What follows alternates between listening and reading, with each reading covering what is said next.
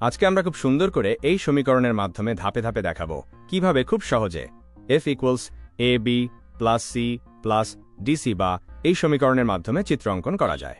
প্রথম কাজ হলো সমীকরণের মধ্যে থাকা লেটারগুলো ক্রমান্বয়ে সাজাতে হবে এবং কোন লেটার দ্বিতীয়বার থাকলে সেটাকে একবারই নিতে হবে, দ্বিতীয়বার নেওয়া যাবে না। এখন লেটারগুলো ক্রমান্বয়ে সাজিয়ে পাই a b c and d। দ্বিতীয় কাজ হলো লেটারগুলোর নিচে নিচে লম্বা করে দাগ টেনে নেই। দাগ টানার পর চিত্রের মতো দেখাবে। এখন আমরা যদি কোনো মানকে উল্টোভাবে প্রকাশ করতে চাই তখন নট গেট ব্যবহার করতে হয়। মূলত নট গেট তিন ধরনের হয়ে থাকে।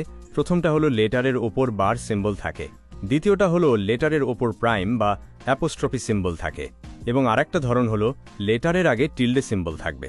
এই তিনটার মধ্যে যে কোনো একটা হলে সেটা হবে নট গেট। এখন সমীকরণের যেই জায়গাগুলোতে নট গেট প্রকাশিত হয়েছে সেখানে চিত্রের মতো করে নট গেট আঁকাতে হবে।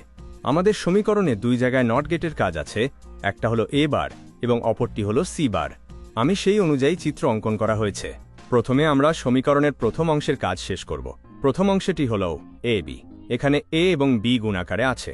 আমরা জানি গুণল আকারে থাকলে অ্যান্ড গেট হবে, তাই এ এবং বি চিত্রের মতো করে অ্যান্ড গেটের সাথে যুক্ত করতে হবে। এরপরে শেষ অংশ সেটা হলো ডিসিয়া। এখানেও ডি এবং সি গুণন আকারে রয়েছে, তা এক্ষেত্রে এন্ড গেটের মাধ্যমে চিত্রটি আঁকতে হবে। নিম্নে চিত্রটি এঁকে দেখানো হয়েছে। আমরা যখন কোনো কিছু যোগ করব তখন দরকার পড়বে অর গেট।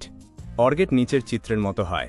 যেহেতু আমাদের সমীকরণটি যোগের মাধ্যমে সম্পূর্ণ সমীকরণটি যুক্ত, তাই এখন ওআর গেটের সাথে সমগ্র সমীকরণটি একসাথে যুক্ত করে একে দেখানো হলো। এভাবে খুব সহজেই যে কোনো সমীকরণ সমাধান করা যাবে। পরবর্তী পার্ট পেতে কমেন্টে লিখুন নেক্সট পার্ট।